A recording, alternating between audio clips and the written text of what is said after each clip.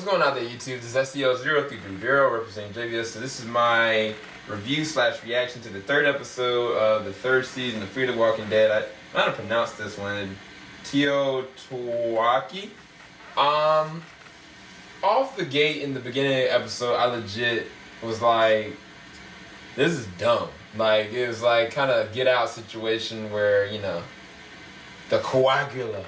Like, I was like, what the heck what's actually going on, you know? What is, you know, the background of this family? I don't really care because I'm still hurt from what happened with, you know, Travis.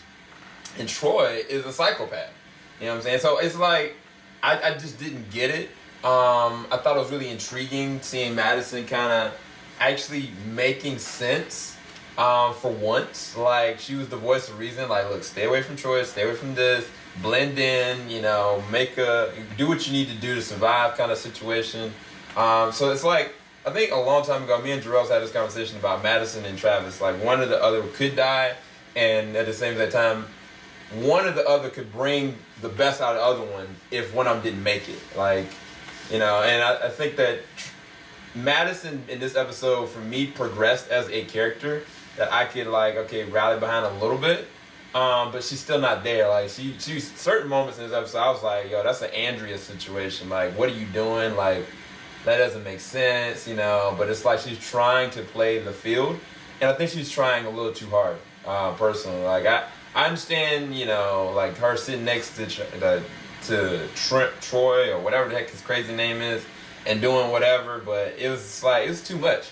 And even with like Nick had the opportunity of killing the man personally, and then he just was like, all right, I'm gonna show him how crazy I am so he can latch on to me. You know, I understand the survival technique. I understand Alicia blending in, but Alicia was kind of enjoying herself a little bit too much. She was on that moonshine, they were getting buzzed out, and I was like, this is very blasphemous personally. Like, this ain't no Bible study. Like, I kind of felt a way about it personally, but I just let it go because it was actually interesting dialogue. They sit there and got ahead, like governor style. They have no concept of what it is to be in the outside. But I feel personally that the dad made Troy that way.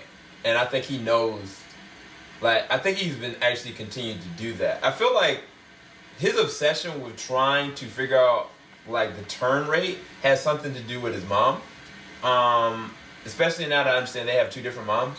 I just don't think I don't think the other brother will be able to stop him, personally. I just don't think he has it in him to be that ruthless.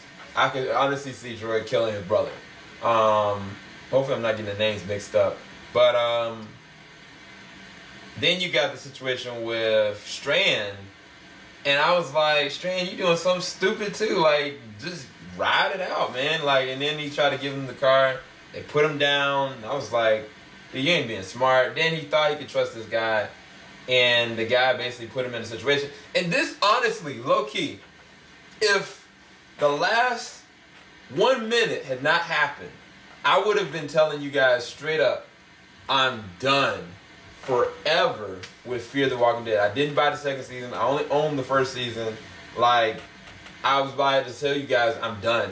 And then all of a sudden, they were like, if this is the Trump card, they were like, I was like, because I love that character. And I don't want to spoil it here, but like, that was what I needed to be curious enough to continue to watch. I still don't think this was like the best episode. I still think they're making poor decisions. I still think the progression from the last episode to this one, it was not a good transfer for me personally. I just don't know if the show can survive in my heart, if that makes sense. But on any other level, I'd say that the last 1 minute kind of spared me from deleting the show from my memory banks forever. Just simply because I'm very curious to see what they're going to do with the character, where he's been, and what happened. Like, I was like, it kind of was like, anytime with Walking Dead, they always show you. And I wouldn't be surprised they'd be like, oh yeah, Chris is alive. Like, he was never really dead. That flashback was just, you know, it never happened kind of thing. So, I don't know. We'll see what happens. That was good ending, but the rest of the episode was kind of like, I don't even know what to rate this. I don't want to rate it because I probably give it way too low of a rating. So keep it locked. JBS, we ain't gonna stop. And I will be putting out my review/reaction to the very end. I'll do a full reaction and I'll also do a reaction to the very end. So you guys can kind of see like how I thought about that. Peace, everybody.